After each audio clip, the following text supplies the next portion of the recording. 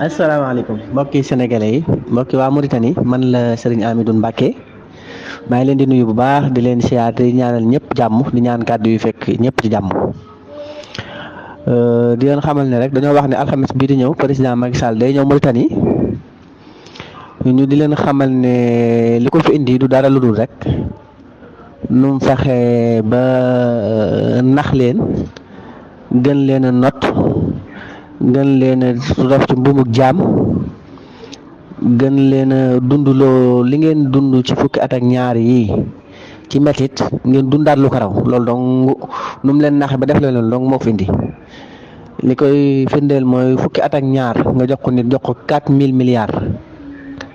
44 000 milliards nga jox ko nit